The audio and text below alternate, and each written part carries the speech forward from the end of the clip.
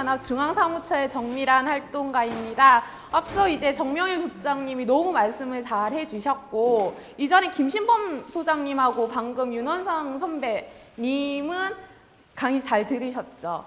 네. 저는 그분들 강의 다 했기 때문에 저는 뭘 할 수 있을까, 뭘 강의할 수 있을까 생각을 했는데, 제가 앞서 얘기했던 것처럼 활동을 한 지는 꽤 한 8년이 됐어요. 근데 생활학 제품 대응을 한 거는 기억하시겠지만 2016년 옥시불맹 운동을 하면서 이제 화학 제품 대응을 하기 시작했어요. 그래서 불과 2, 3년밖에 안 돼서 저도 뭔가 운동을 하면서 알아가는 상황이에요. 그래서 현재까지 어떤 운동을 해왔고 어떻게 활동을 하고 있고 그 과정에서 제가 경험한 거를 같이 공유를 해드릴게요.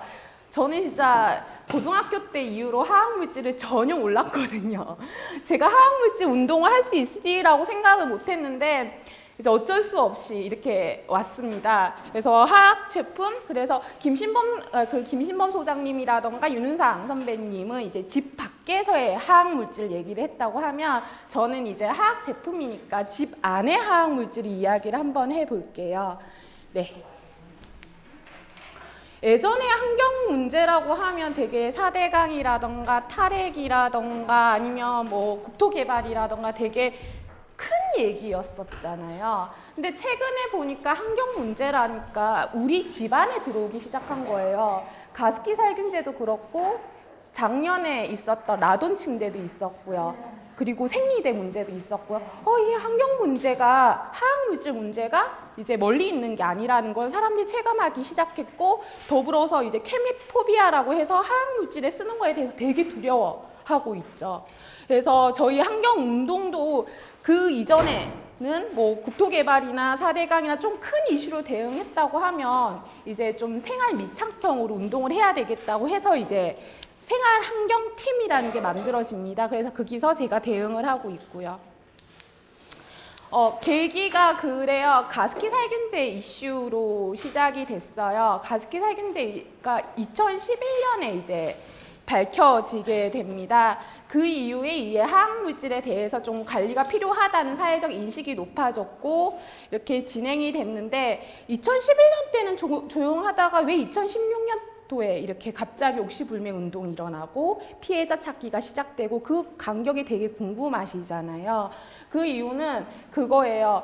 가습기 살균제 이슈가 밝혀졌지만 정부의 적극적인 피해자 지원이 없었고 찾기가 없었고, 그리고 정부가 화학물질에 대한 규제도 되게 소원했었어요. 그리고 검찰도 조사를 시작하지 않았고, 근데 2016년에 검찰이 재수사가 시작되면서 옥시와 뭔가 애경이라던가 SK케미컬이 이렇게 타깃이 정해지면서 이제 시민사회도 이제 옥시불매로 해가지고 운동을 시작하게 됩니다.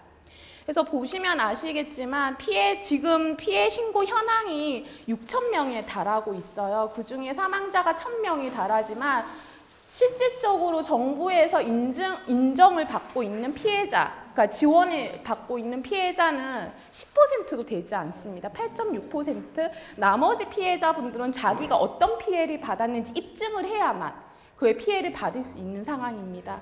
예, 그리고 대부분이 이제 전체 통계를 보니까 이제 화학물질에 취약한 노약자 아니면 어린이들이더라고요. 네, 그렇게 해서 이렇게 있었고요. 혹시 그 가습기 살균제에서 살생물 물질이라는 혹시 물질 들어보셨어요?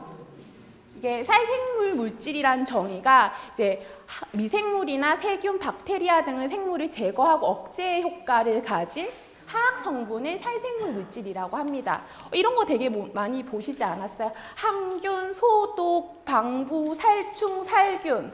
예를 들면 여기에서 이런 기능이 있는데 여기에서 제품만 붙이면 항균제, 소독제, 방부제, 살충제, 살균제.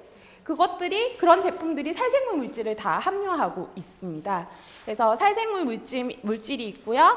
방금 말씀드렸던 살생물 제품들이 있고, 그 살생물 물질을 함유하고 있는 살생물 제품이 있고, 그리고 이제 그런 거 있잖아요. 살생물 처리 제품이라는 게 아직까지 정의가 명확하지 않은데 왜 에어컨 필트에 항균 효과라고 해가지고 또 뿌리는 게 있어요. 그런 거를 항균 처리 제품이라고 하고 뭐 탈취 양발에서도 항균 물질이 있으면 그건 항균 그 살생물 처리 제품이라고 이렇게 정의를 하고 있습니다. 그래서 살생물 물질 얘기를 말씀을 드리는 이유가 계속 이제 좀 반복될 것 같아가지고 미리 말씀을 드리는 겁니다.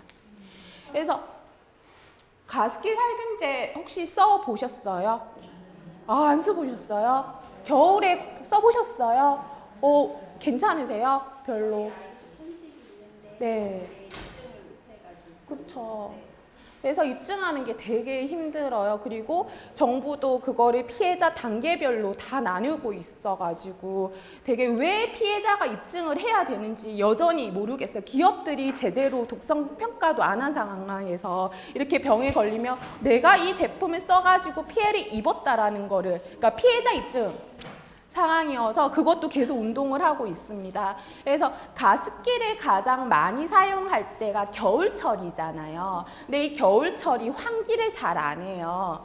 그리고 그 가습기도 저희는 이제 위험하다고 생각을 하지만 그게 살균제라는 게 왜 우리 그릇을 씻으면요. 그 세제로 그릇을 씻고 헹구고 밥 다시 먹잖아요. 근데 가습기 살균제도 그런 용도였어요. 예를 들면은 가습기 통을 씻고 다시 새 물을 받아가지고 이제 가습기를 이용을 해야 되는데 써보셨지만 아시겠지만 가습기 살균제 그 물에 살균제 한두 방울 떨어뜨리고 그대로 흡입하게 되어 있어요. 그래서 폐쇄된 공간에 가습기 살균제라는 게 이제 분무를 하면서 이제 방에 차게 되고 우리는 호흡을 하게 되잖아요. 그러니까 그 살균제 물질이 이제 폐 속으로 들어오고 그러니까 이게 흡입했을 때 안전하냐가 관건인 거잖아요.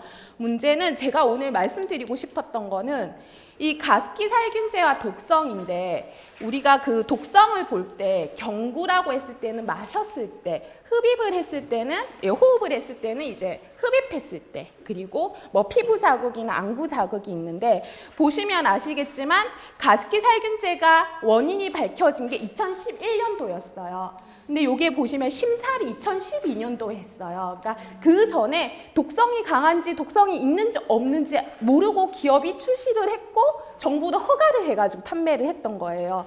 그러면서 이제 이게 심사를 해보니까 급성 흡입 독성, 흡입하니까 되게 위험하구나, 이런 물질을 쓰면 안 되겠구나, 피해자가 1000명이 발생하고 나서야 이렇게 정부에서 확인을 했습니다. 그리고 보시면 아시겠지만 옥시불매로 많이 알려져 있는데 옥시 말고도 홈플러스, 롯데마트, SK케미컬, 애경, 이마트 등등등 많은 회사들이 가습기 살균제를 판매했습니다. 그래서 홈플러스하고 롯데마트하고 이제 그 대표들을 불렀어요. 너희들 이거 안전성 테스트도 안 하고 이거 팔았냐고. 그걸 물어보니까 아니 옥시에서 뭐 했는데 뭐 팔았는데 별 문제가 없어서 그냥 갖다 따라 만들어서 썼다. 이게 어떤 물질이 들어가 있고 어떤 독성이 있는지에 대해서 그런 거 없고 그냥 시장에 잘 팔리니까 그 레시피라고 해야 되나?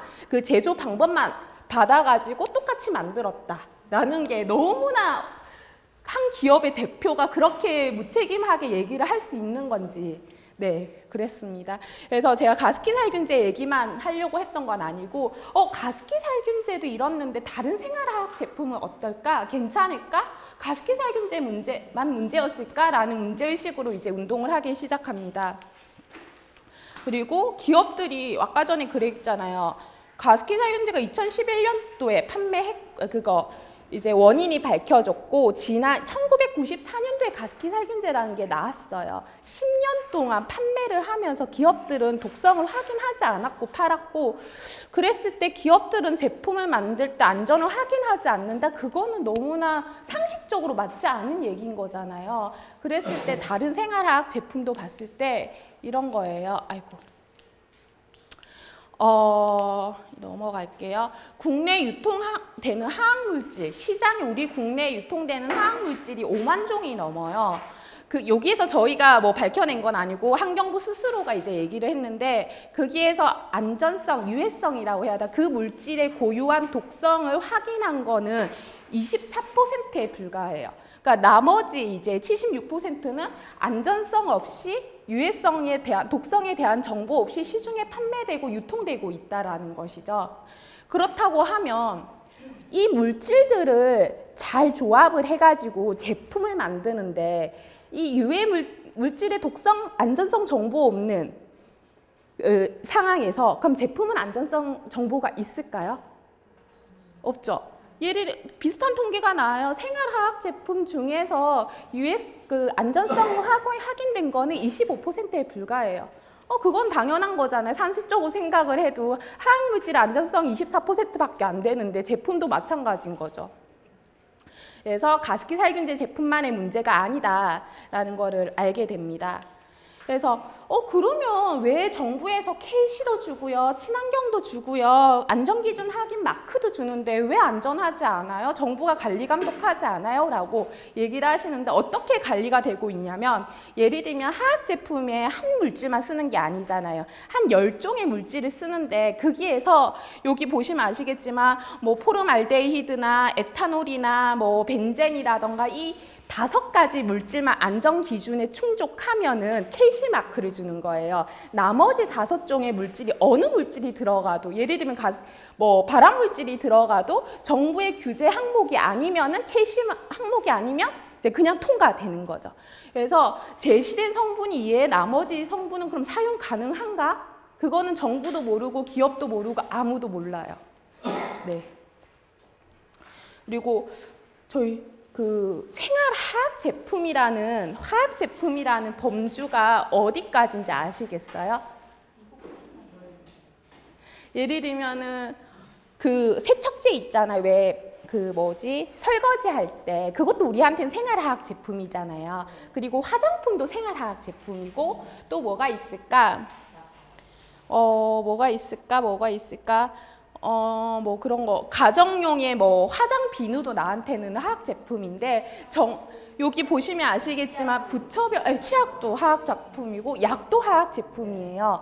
근데 이렇게 수많은 화학 제품인데 부처에서는 이렇게 나눠져 있어요. 예를 들면은 설거지 세정제는 이거 위생용품이야. 복지부에서 관리를 하고 탈취제 같은 거 있잖아요. 방향제 그런 거는 생활화학 제품이야 해서 환경부에서 관리를 하고 비누에 대해서는 식약처에서 관리하고 우리한테는 똑같이 생활화학 제품이지만 부처별로 식약처, 뭐 복지부, 환경부, 산업부도 따로따로 관리가 되어 있는 거예요. 그래서 보시면 아시겠지만 가습기 살균제도 어느 부처에서도 관리하지 않는 품목이었어요. 그랬을 때 항상 이제 뭐 라둔 침대도 그랬었고요. 공기청정기도 그랬었고요. 항상 사고가 터져야지 이거 산업부에서 관리해. 이건 환경부에서 관리해. 이렇게 관리가 되는 거예요. 우리나라는 사전에 뭔가 이게 위험하다 해가지고 관리가 되는 게 아니라 보시면 아시겠지만 피해가 발생해야지 좀 관리 품목이 되는 거고 관리 담당 부서가 생기는 상황입니다. 그래서 여전히 우리가 알지 못하지만 비관리되는 품목들이 되게 많은 거죠. 그래서 이런 상황에서 맨날 물티슈라던가 유아 매트라던가 생리대부터 해가지고 매번 이제 이슈가 이제 생기는 건데 항상 문제만 이렇게 뉴스에 나오지 이걸 어떻게 잘 해결했다라는 거는 되게 듣도 보지 못했잖아요. 그래서 생활 속의 화학물질에 대한 불안감은 계속 올라가는데 이걸 어떻게 알 방법도 없는 거고. 그래서 아까 전에 천식하고 아토피 얘기를 하셨잖아요. 보시면 이게 환경성 질환이라고 해서 이제 환경 오염 물질이 사람의 체내에 흡수되고 축적되는 건데 어린이하고 청소년의 이제 유병률, 그러니까 비염하고 천식하고 아토피가 계속 증가하고 있어요. 10년 사이 2년, 그러니까 2배나 증가를 했고요. 이게 작년에 올해 초에 이제 국민환경보건 기초조사 결과를 했는데 처음으로 어린이 대상으로 해서 이런 검사를 했거든요. 어린이들은 피를 못 뽑고 이제 요로 검사를 했는데 보시면 아시겠지만 어른들의 몸속보다 영유아 아기들 몸속에 환경 호르몬 비스페놀이라던가 이렇게 프탈레이트가 성인의 2배나 이렇게 나와 있다고 하더라고요. 계속 증가하고 있다고 하더라고요. 그래서 그러면 이렇게 불안한데 안전정보 어떻게 확인을 할 수 있을까가 궁금하실 건데요. 여기 페브리즈 이게 제품이에요. 선생님 제품 사실 때 어떻게 구매하세요? 선택의 기준이 뭐예요? 구매 선택의 기준이? 양이 많은 거? 아, 남이 많이 쓰는 거? 그리고 또 뭐요? 향이죠. 또 가격이 좀 가성비가 높은 거랑 그리고 이렇게 항균이라던가 이런 광고로 해가지고 그쵸? 페브리즈 많이 쓰시죠? 그래서 제품의 앞뒷면이 빼곡하게 글씨가 적혀 있어요. 근데 오늘 보시면 아시겠지만 자주 뿌려주세요. 좋습니다. 효능 효과는 있는데요. 제대로 된 성분에 대한 설명이라던가 안전에 대한 설명은 잘 없는 상황입니다. 그리고 여기 저도 그렇지만 어르신들 보면은 너무 빼곡한 글씨에 보일 수 있겠어요. 그쵸? 그런 상황이고 저희는 그 전성분이 표기가 된 거는 그거밖에 없어요. 화장품밖에 없어요. 그것도 10년 전에 여성환경연대라고 해서 여성단체에서 꾸준히 운동을 해가지고 전성분이 공개가 됐는데 그 생활화학 제품은 여전히 전성분이 공개되어 있지도 않고 표기되어 있지도 않습니다. 그래서 우리나라 법적으로는 제품 성분에 있어가지고 그냥 화학물질을 공개하는 게 아니라 그냥 성분의 기능만 공개를 해도 법적으로 오케이라고 허가를 해주고 있습니다. 예를 들면 이게 다이소에서 판매하는 제품인데요. 이것도 여기에도 빼곡하게 글씨가 있어요. 뭐 섬유 전체가 촉촉히 젖을 정도로 뿌려주세요. 자주 뿌리면 뿌릴수록 좋습니다. 라고 얘기를 하고 있는데 성분을 보시면 이렇게 적혀 있어요. 식물성 추출물 냄새 제거 성분. 유기성 세균 제거 성분으로만 기재되어 있습니다. 이게 성분 표기일까요? 알 수 있겠어요? 그냥 자기 제품 자랑하는 것밖에 안 들리거든요. 그래서 환경부가 그러면 저희들 믿고 이제 아까 전에 KC 마크나 친환경 마크가 허술하긴 하지만 이런 환경부가 이제 법에 의해서 안전기준 적합한지에 대해서 표기를 할 테니까 자가검사 번호만 봐도 이렇게 이것만 보고 저희를 믿고 구입하십시오 라고 했어요. 근데 이게 자가검사 번호가 지금 저도 어려워요. 한 12개의 숫자와 영어를 사이트에 입력해야지 이제 볼 수가 있는 상황이에요. 그래서 저는 이게 되게 무용지물하다고 생각을 합니다. 그래서 이렇게 넘어가면 이제 환경부에서 이제 모든 성분은 아니고 시민들이 너무 불안해하니까 이제 17개 기업의 생활화학 제품에 대해서 전성분 공개에 자발적 협약을 맺었어요. 그래서 초록누리라는 사이트 혹시 들어보셨어요? 들어보셨어요? 어떻게 사용하세요? 어떠셨어요? 들어가셔서? 그러니까 뭔지 알아보시겠어요? 진짜요? 저도 못 알아보겠던데. 왜냐면 제품이 있고요. 그냥 성분만 쭉 나열되어 있고 성분의 용도만 나열되어 있어서. 아, 진짜요? 그래서 선생님 같은 분은 정말 대단하신 분인데 이제 이거에 대해서 설문조사를 했어요. 이 사이트에 대해서 잘 알고 있어요? 이게 정부에서 35억을 들어가지고 사이트를 만든 거였거든요. 그래서 잘 알고 있다는 비율이 23%밖에 안 돼. 나머지 선생님은 모르시는 거잖아요. 그랬을 때 이제 환경부 차원에서는 뭐 자발적 협약도 하고 뭐도 하고 하는데 이제 화학물질 관련 정책 커뮤니케이션이 충분하지 않다라고 얘기를 하고 있습니다. 그러니까 이게 서울대 보건대학교에서 인식조사를 한 건데 저도 솔직히 이 운동을 안 했으면 몰랐을 것 같아요. 네. 그런 상황이고 이런 사이트 말고도 화학물질 관련해가지고 정부 사이트가 되게 많아요. 근데 뿔뿔이 흩어져 있고 부처마다 다르게 관리하고 있으니까 통합되지 못하고 있는 상황인 거죠. 이렇게 되어 있고 네, 이건 넘어갔고 그래서 저희가 가습기 살균제를 대응하는 것도 너무 중요하지만 제2의 가습기 살균제를 막아야 되겠다고 해서 이제 팩트체크 캠페인을 하기 시작합니다. 그래서 내가 구매하거나 아니면 집에서 사용하는 제품에 대해서 사진을 찍어 보내주면 저희가 환경연합이 대신 기업에 성분하고 안전성을 묻는 활동을 하기 시작을 했습니다. 그래서 이제 많은 시민들이 참여를 해가지고 기업에 압박을 하기 시작했고요. 예를 들면 이런 거예요. 뭐 페이스북이나 문자로 해가지고 사진 앞뒷면으로 해가지고 궁금한 걸 질문을 하면 저희가 기업에 질문을 해서 시민들한테 답변을 공개하는 활동을 했습니다. 그래서 뭐 저희 홈페이지에 들어가시면 아시겠지만 다양한 제품군, 생활화학 제품에 대한 다양한 질문이 이어졌어요. 뭐 예를 들면 성분 표시도 제대로 안 된 디퓨저인데 괜찮을까요? 부터 해가지고 락스에 이제 가스 올라오잖아요. 그거는 흡입해도 괜찮은가요? 해서 다양한 질문들이 와가지고 그거를 이제 확인해주고 팩트체크하는 이제 팩트체크 캠페인을 하기 시작합니다. 그래서 저가 이제 선생님은 화학물질에 대해서 잘 아시겠지만 저는 솔직히 화학물질 전공자도 아니고 잘 몰라요. 그랬을 때 이렇게 질문이 오면 기업에서 성분들이 다 보내줘요. 성분하고 함량. 근데 제가 보는 거는 이거예요. 아까 전에 독성에 관한 정보 있잖아요. 예를 들면은 급성 경구, 흡입 독성, 뭐 만성 독성, 발암성 같은 걸로 해서 얘네들이 이 성분을 제조해서 제품을 만드는데 독성 테스트를 거쳐서 하냐? 아니면 정보라도 확보하고 있냐라고 물어보면 대부분의 기업들이 자료 없음으로 와요. 예를 들면 흡입 독성에 대한 자료 없음이라는 게 독성에 대한 자료가 없는 게 아니라 이게 독성이 있는지 없는지에 대해서 판단을 못하는 거예요. 근거가 없는 거예요. 그래서 저는 이렇게 대응을 해왔어요. 솔직히 성분 하나 나열하는 건 전 너무 어려웠고 기업들이 그거에 제품에 대한 안전성을 입증할 수 있는지 이렇게 대응을 해왔고 저는 기업이 준 제품을 근거로 이렇게 활동을 하니까 기업에서도 뭐라고 얘기를 못하는 거예요. 자기들이 준 자료로 활동을 시작하니까. 그렇게 해서 시민들하고 꾸준히 소통해 왔습니다. 그래서 제가 원하는 거는 성분 공개도 중요하지만 저렇게 기업 스스로 저렇게 제품을 판매해서 이윤을 얻으면 그거에 대해서 안전성에 대해서는 최소한 확인을 하고 제품을 시중에 판매해야 된다고 생각을 하거든요. 근데 제가 이 제품뿐만 아니라 대부분의 80%의 제품은 자료 없음으로 옵니다.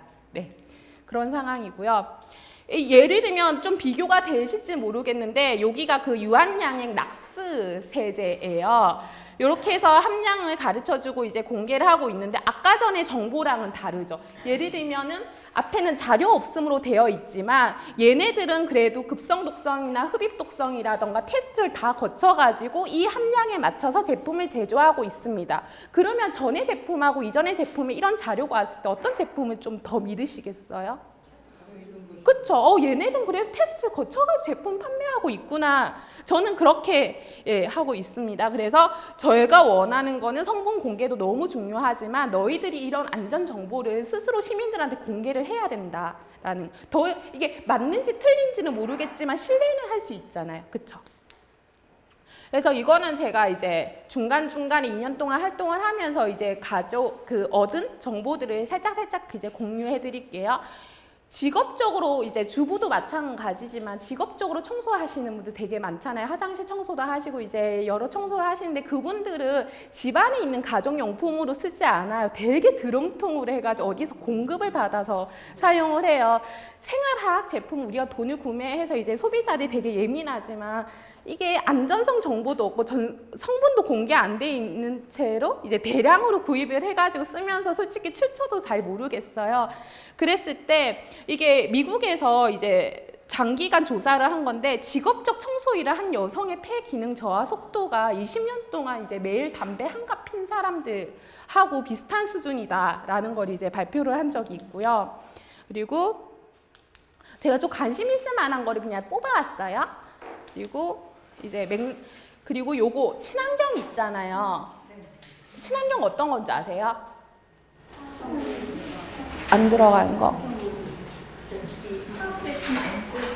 네.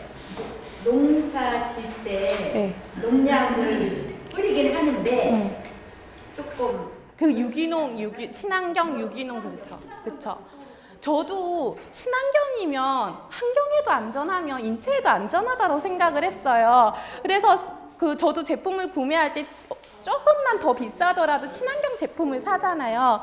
근데 제가 이 활동을 하게 되면서 알고 보니까 이 친환경은 인체 안전성과는 전혀 상관없이 원료 물질부터 제품까지 만들었을 때 탄소 배출을 좀 덜 한다거나 좀 폐기물을 덜 쓴다거나 아니면 오염을 좀 덜 시킨다거나 그러니까 정말 환경에 맞춰 가지고 덜한지 근데 사람들도 그렇고 기업들도 마치 친환경이면 인체에 안전하다라고 그렇게 광고하고 판매를 하고 있는 거예요. 그래서 이건 정부에서도 되게 홍보를 하는데 정말 인체 안전성과 전혀 관련 없이 좀 친환경 제품을 촉진하기 위해 그냥 정부가 만든 행정 규제일 뿐이다라고 이렇게 말씀을 드리고 있습니다. 그래서 보시면 아시겠지만 유아매트를 해가지고 속까지 인증받는 친환경 제품이라 해서 마치 안전하다라는 걸로 하고 있고 대진의 라돈 침대 같은 경우에도 친환경 마크 믿고 샀다라는 분들도 많이 계시고 네 그렇습니다. 그리고 이것도 있을 것 같아요. 아까 전에 항균 많이 아까 페브리즈도 항균 99.9%, 뭐 비누도 데톨도 그렇고 막 그렇잖아요. 우리나라는 항균이라던가 그렇게 소독이라던가 그런 걸 막 마케팅할 수 있게 하는데 미국에서 이것도 지난해 발표한 건데 지난 10년 동안 추적 조사를 했어요. 이게 정말 항균 물질이 항균 효과가 있을까? 그러면 우리가 10년 동안 미국 정부가 10년 동안 기다려 줄 테니까 기업 너희들이 입증을 해봐. 정말 인체에 무해하고 환경에 그 항균 효과가 있는지. 근데 기업들이 아무도 제시를 못했어요. 그렇게 마케팅하고 홍보하고 광고를 하는데도 이게 인체 안전하다? 세균은 99.9% 이제 없애줘요. 근데 그게 유해한 세균까지, 그러니까 무해한 세균까지 다 없애버리는 거죠. 그래 인체 안전성하고는 전혀 입증을 못하니까 미국에서 트리클로산 포함해가지고 23개 항균 제품을 금지하게 됩니다. 그래서 저희가 야 미국에서는 이거 금지한다는데 우리나라는 어떻게 진행되고 있어? 우리나라도 이렇게 법적으로 금지하면 근거가 있는 거잖아요.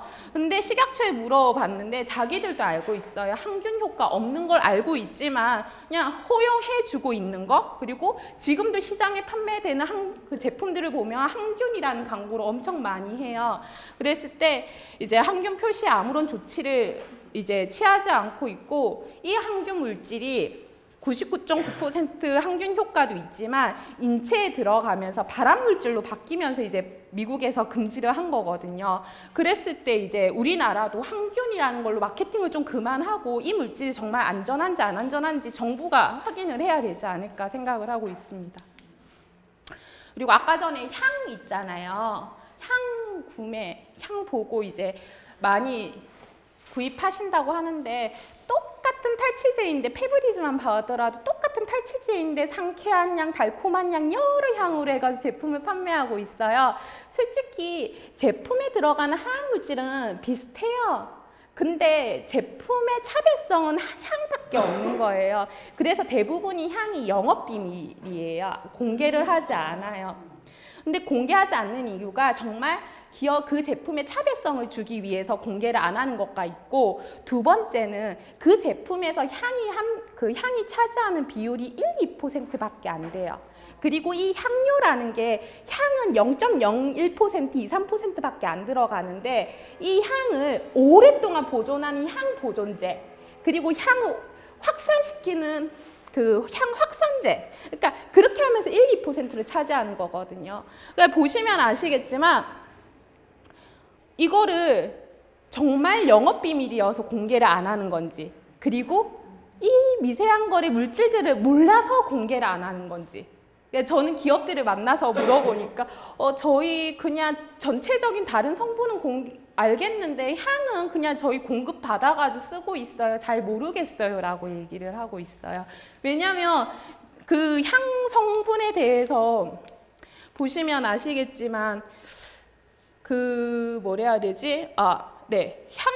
향기라는 게 문제가 있는 게 그거예요. 향은 천연 추출물을 사용하고 뭐 그렇게 상관이 없는데 이 보존제하고 방향제가 대부분이 보시면 환경 호르몬 물질이에요. 그래서 이제 환경 호르몬이 왜 환경 호르몬이라고 하냐면 환경 호르몬이 이제 몸에 들어가면 어딜 되게 좋아할까요? 호르몬과 제일 유사한 데가 어딜까요? 인체에서? 이 호르몬과 잘 결합하는 데가 남성, 여성 호르몬, 마치 그 환경 호르몬이 자기가 인체 호르몬인 것처럼 해가지고 정자나 난자에 영향을 주는 거예요. 그래서 환경 호르몬 영향이 바로 바람이라던가 급성 독성이라던가 그렇게 영향을 발휘하지 않지만 그거예요. 장기적으로 다음 세대에게 영향을 미칠 수 있다라는 거에 대해서 되게 우려하고 있고, 그리고 이제 이것도 마찬가지예요. 이제 미국하고 한국의 성분 공개가 다르다라고 얘기를 하고 싶은데, 본래 제품엔 이게 그 리스테린이라고 이렇게 전성분에는 유칼립토 이렇게 4가지 성분만 공개되어 있어요. 그래서 시민들이 궁금해해서 저희가 팩트 체크를 해가지고 이제 기업이 환경연합에 보내준 성분이 이렇게 공개가 되어 있어요. 근데 미국의 아마존닷컴에 들어가니까요, 물어보지 않아도 사이트에 전 성분이 다 공개가 되어 있고요, 함량까지 다 공개가 되어 있는 거예요. 선생님들 쇼핑몰 보면 아시겠지만 그냥 자기 제품들 잘났다만 나와 있는 거지 성분 공개라는 거 전혀 눈 뜨고 볼 수 없잖아요. 그래서 미국과 한국의 성분 공개가 다르다? 다른 상황입니다. 그리고 이것도 잘하는 기업인데 SC존슨이라고 에프킬라하고 이렇게 판매하는 데 있잖아요. 여기에서 이것도 국내하고 외국은 달라요. 예를 들면 우리는 성분 공개뿐만 아니라 이게 성분이 어떤 평가에 거쳐가지고 이렇게 판매하고 있는지 보여주겠다 해서 홈페이지에 공개하기로 했어요. 예를 들면 팩트체크가 했던 그거대로죠. 이제 뭐 흡입 독성을 거쳤니, 뭐 그런 피부 안전성을 거쳤니, 그렇게 해가지고 자기들이 이런 평가하에 이런 성분을 사용하고 있습니다까지 공개하기로 했어요. 근데 이거는 여전히 이제 그거에 미국 SC존슨 본사만 그렇고 한국의 홈페이지에 들어가면 전혀 공개되어 있지 않은 상황입니다. 제가 왜 이 얘기를 하냐면요, 이걸 이중 기준이라고 하는데 다국적 기업의 이중 기준을 잣대로 이용을 하는 거예요. 예를 들면은 그 선진국에 소재한 다국적 기업이 본사와 외국 지사의 서로 다른 제도와 원칙을 이렇게 세우는 건데, 예를 들면 옥시가 딱 그랬어요. 가습기 살균제 물질은 유럽에서 판매할 수 없게 되어 있어요. 왜냐하면 지금 우리나라 현행법에 10년 앞서 있는 게 이제 유럽의 리치라는 제도이거든요. 거기에서는 판매할 수 없는, 독성이 있어서 판매할 수 없는 물질을 우리나라에선 판매했던 거고요. 그리고 그 유럽에서는 전성분을 공개하는 거를 우리나라에선 공개하지 않는 거고요. 이게 점점 후진국이라고 해야 되나, 개발도상국을 갈수록 점점 더 안 되고 있는 거죠.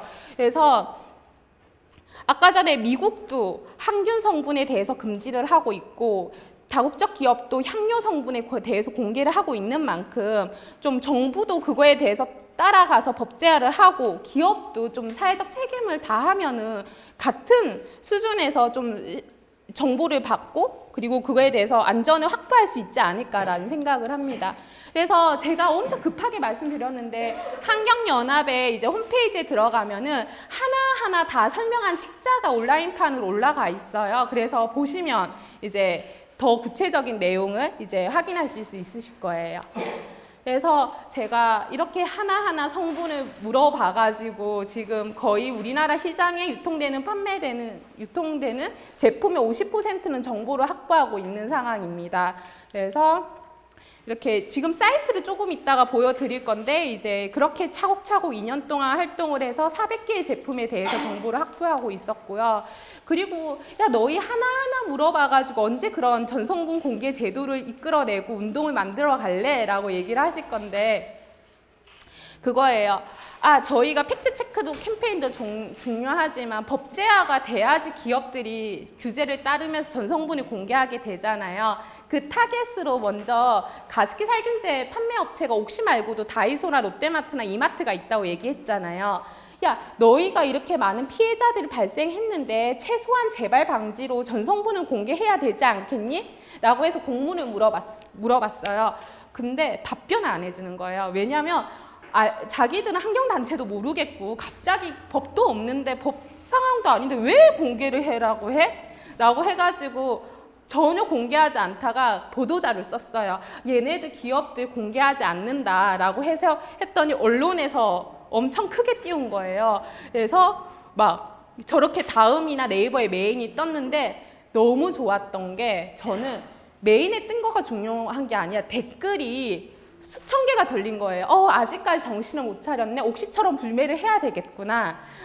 야, 롯데 다이소 불매 운동 해야 되겠구나. 그러니까 이게 시민들의 압박이 되니까 그 다음날 출근하니까 공개하겠다라고 해가지고 바로 홈페이지에 공개를 하는 거예요. 그런 것도 있었고, 아까 전에 팩트 체크 해가지고 삽입계 제품을 다 처음에 야, 너희 전성분 말고 안전정보 달라고 했을 때 기업들 다 공개 안 했어요. 무시했어요. 근데 그거를 했어요. 기업을 줄을 세웠어요. 예를 들면 시민들이 이만큼 50개의 제품을 요청을 했는데 답변이 몇 개, 비율에 대해서 이렇게 공개를 하고 LG생활건강부터 해가지고 애경해가지고 줄을 세웠더니 기업들이 바로 연락이 오는 거예요. 그래서 아까 전에 성분 공개 20%에서 이제 50%까지 올랐던 거. 그러니까 기업들이 이제 제가 알게 된 거죠. 아, 줄을 세워야 되겠구나. 라는 걸로 해가지고 지금 그렇게 운동을 하고 있습니다. 그래서 하루 반나절도 안 돼서 기업들의 입장이 바꿔지면서 전성분을 공개하기 시작했습니다. 그래서 저희가 이렇게 움직이니까 정부도 가만히 있으면 안 되겠다 해가지고 법제화까지는 시기상조니까 자율협약으로 해가지고 전성분을 공개하게 만들겠다라고 해가지고 아까 공개된 게 초록누리 사이트예요. 네. 그리고 제가 이거를 모든 생활화학 제품을 하다 보니까 너무 힘든 거예요. 1년차 활동 이제 1년 시작했는데 그거에 대해서 성분을 확인하고 안전정보를 확인하고 그거에 답변을 다 다는 게 너무 힘들어서 생활화학 제품 중에서 제일 전문가들이 우려하고 시민들이 우려하는 제품에 좀 타겟팅을 하자라고 했을 때 전문가분들이 제일 우려하는 제품이 저거예요. 스프레이 제품이에요. 그러니까 가습기 살균제와 굉장히 유사하게 성분을 내뿜는, 그것도 흡입으로 노출될 수 있는 게 이제 스프레이 제품이거든요. 그랬을 때 저희가 이렇게 활동을 했습니다. 야, 스프레이 제품만큼은 독성 정보가 확보된 물질만 사용하자, 안전성이 검증된 물질만 사용하자 해가지고 그런 걸 요구하는 캠페인을 했고, 이제 환경부에서는 환경연합이 제안한 거를 이제 받아줘가지고 요렇게 아까 전에 몇 개 물질만 불검출이 되면 안전하다가 아니라 자기 정부가 만들어준 그 규제, 그러니까 사용할 수 있는 물질만 사용하도록 해서 이제 바뀌게 됩니다. 그래서 만약에 이 물질 외에 다른 성분을 쓰고 싶다고 하면 기업이 안전성을 입증해야 돼만 그 성분을 사용할 수 있도록 법이 바뀐 거죠.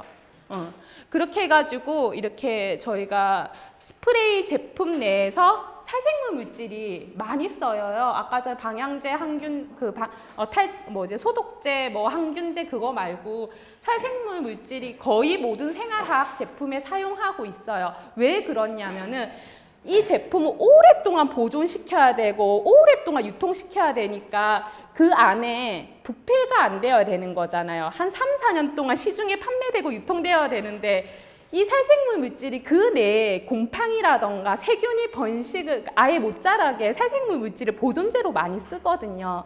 그렇게 해가지고 이제 모든 세정제, 방향제, 탈취제에 있어서는 안전성이 확보된 살생물 물질만 사용하도록 이제 바뀌었습니다. 그렇게 해서 기준이 다 만들어졌고요. 문제는 정부가 규제를 만들어봤자 기업들이 안 바뀌면 몰라요. 우리나라 법은 그렇더라고요. 안 걸리면 괜찮더라고요. 그래서 규제는 만들어놨어. 근데 이게 정말 실질적으로 현실화가 되어야 되는 거잖아. 그렇게 해가지고 저희가 캠페인을 하기 시작하게 됩니다. 이런 규제가 만들어도 한 번 잊을만 하면 이게 스프레이 제품의 살생물 물질 기준이 초과됐다, 함량이 넘어섰다 이렇게 발표가 나오잖아요. 그래서 저희가 규제는 만들어 놨고 모니터링을 해보자 해서 이제 수상한 스프레이는 아웃이라는 캠페인을 하게 됩니다. 그래서 시민들한테 신고도 받고요. 이렇게 했는데 여전히 하루아침에 바뀌긴 너무 힘든 거죠. 보시면 아시겠지만 스프레이 제품도 저렇게 살생물 물질이 다 사용되고 있지만 안전성이 확보된 건 20%에 불과하다라는 거. 그게 현실입니다. 그래서 보시면 아시겠지만 이게 A사 탈취제 제품이에요. 그렇게 해서 한두 종류의 물질만 사용하는 게 아니죠. 거의 26종의 물질을 복합적으로 사용하고 있고 여기에서 파란색만 안전성이 확인이 된 거고요. 나머지 빨간색은 안전성이 확인되지 않은 거예요. 그리고 정부가 어떤 기준으로 해가지고 저렇게 26종의 물질을 딱 정해놨지라고 생각을 해보니까 이렇게 이제 안전성, 위해성 평가 실시한 일부 물질만 이제 규제 물질로 이렇게 딱 정해놓았더라고요. 그렇게 해서 이게 엘사 탈취제 제품만 아니라 대부분의 이제 제품들이 이런 상황이라는 거. 그랬을 때, 그래, 너희 활동 열심히 하는 거 좋아. 그럼 이거 우리가 어떻게 알아? 안전성 정보가 점검이 됐는지 안 됐는지 어떻게 알아? 라고 했을 때 환경연합이 고민을 하기 시작합니다. 이렇게 규제도 만들고 제도도 만드는 거 너무 좋지만 시민들이 알아야지 변화하는 걸 저도 체감을 했잖아요. 그거를 이제 마지막에 소개하기 앞서가지고 이런 사례들을 먼저 보여드릴게요. 이게 다 어플리케이션으로 다운받을 수 있으세요. 이게 독일의 환경단체에서 분투가 만든 폭스 앱이라고 하는데 요거는 이제 환경 호르몬에 좀 초점을 맞춰가지고 이 제품에 환경 호르몬 물질이 얼마만큼 들어가 있는지에 대해서 시민들하고 공개하고 소통하는, 활동하는 이제 그 앱인 거고 여기에서 정말 좋은 게 유럽의 규제가 너무 좋은 게 우리나라는 답변을 공개 안 해도 법적 제도가 없어요. 근데 여기 보시면 아시겠지만 시민이 요구를 했을 때 회사는 법적으로 45일 이내에 답변을 해야 되는 게 딱 정해져 있는 거. 네, 그래서 그 답변 시민사회가 그걸 답변 내용을 차곡차곡 모아가지고 이렇게 어플리케이션을 공개하고 있다라는 거. 그리고 이거는 미국의 EWG라는 스킨딥이라는 사이트예요. 여기에서는 30년 동안 활동을 해가지고 축적된 노하우로 해가지고 이렇게 공개를 하고 있습니다. 그래서 이 각각의 성분에 대해서 그 EW의 기준으로 해서 1, 2, 3등급을 매기고 있고 그래서 이 제품은 안전하다, 안전하지 않다라고 해서 시민들하고 소통하고 있는 사이트입니다. 그리고 이거는 이제 덴마크 소비자 단체인데요. 이게 보시면 아시겠지만 그거를 새롭게 실험 분석하는 거 말고 정부에서 규제하고 있는 물질, 예를 들면 전성분이 공개가 되어 있다고 하더라도 이게 정부가 규제하고 있는지 안 하는지 모르잖아요. 그래서 정부가 규제하는 물질에 한해서 각각의 성분에 대해서 A, B, C 등급을 매기고 있습니다. 이 제품 많이 보셨죠? 그 올리브 영이라던가 핸드크림으로 해서 굉장히 비싸게 판매되고 있는 제품이거든요. 근데 찾아보니까 C 등급으로 매겨져 있는 거. 그리고 이 제품이 C 등급이에요. 이거 말고 A 등급 매긴 제품이 있으니까 이걸 구입하세요. 그러면 A 등급하고 C 등급이 있을 때 뭐 사시겠어요? 그럼 A 등급을 사겠죠. 그러면 C 등급에 있는 그 제품은 우리 제품 쪽에 성분에 뭐가 문제여서 C등급이 됐지? 하면서 그런 성분들을 빠지기 시작하고 그게 A등급으로 가게 되는 거예요. 그래서 이 대표들을 만났을 때 2년 동안 소비자에게 생활 속 유해 화학물질 정보를 계속해서 제공하니까 실질적으로 유해 화학물질이 시장에서 퇴출되더라. 왜냐하면 소비자들이 그걸 거르잖아요. 그랬을 때 이 단체에서 2년 동안의 성과가 40%의 유해 물질을 시장에서 퇴출시켰다라는 거. 확인할 수 있었습니다. 그래서 성분을 공개하면 안전해진다, 안전해집니다.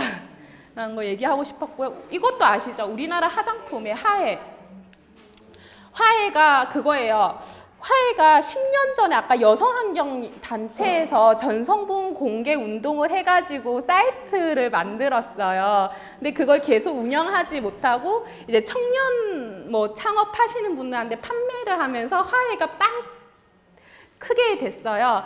그랬을 때 그럼 화해는 무슨 기준으로 이제 성분 공개를 해요? 라고 했을 때 아까 EWG 있잖아요. 아까 30년 정도 노하우가 돼가지고 1, 2, 3등급으로 매긴다고 그 기준을 가지고 와가지고 각각의 성분에 1, 2, 3, 4 해가지고 이렇게 성분을 제공하고 있습니다. 그럼 왜 생활화학 제품은 못해? 라고 물어보시잖아요. 저도 처음에 팩트체크 할 때 전성분 공개가 무슨 의미가 있어? 이 성분이 안전한지 안 안전한지 보여드려야 되잖아요. 그래서 EWG에 연락을 했어요. 야, 너희 사이트에 공개된 거 우리가 가지고 와서 우리 시민들도 알 수 있게 하면 안 될까? 라고 했어요. 그렇게 해도 된대. 그래서 근데 단 조건이 있었어요. 법적 책임 못 지겠다는 거예요. 예를 들면은 내가 EWG에서 그 성분이 발암물질이 C등급이어서 우리나라 제품에서도 C등급을 했어. 근데 기업들은 물어볼 거 아니에요. 왜 C등급을 매겼어? 그 기준이 뭐야? 그 근거가 뭐야? 그러면 저희는 EWG에서 그렇게 해서 그게 너무 말도 안 되는 거잖아요. 그래도 국내에 있는 환경단체가 그렇게 해서 이게 법적 기준을 법적으로 우리가 설명도 못하고 이렇게 소송 들어오면 더 큰 문제가 있으니까 우리만의 자체 기준을 만들자 해가지고 지금 하고 있습니다. 근데 EWG는 왜 소송이 안 걸려? 하에는 소송이 왜 안 걸려? 그러기 전에 하에는 이미 시장에서 권력을 차지했던 거예요. 예를 들면 어떤 화장품 회사가 하에에 야, 너 이렇게 하면 안 돼! 라고 했을 때 소비자들은 가만히 있겠어요? 그 기업들을 타겟으로 해가지고 소송을 하는 거겠죠. 근데 우리는 아직까지 그만큼 시장 내에서 권력을 못 가지고 있기 때문에 그런 상황이고요. 이거는 이제 제가 작년에 했던 활동인데 이게 시선이라는 거예요. 바다를 위해 선크림 성분을 보다라는 건데 자외선 차단제 많이 사용하시죠? 근데 자외선 차단제가 두 개가 있어요. 화학적 자외선 차단제와 물리적 자외선 차단제가 있는데 백탁 현상이 일어나는 게 물리적 화학적 차단제라서 바르면 그 백탁 현상으로 해서 반사돼서 나가요.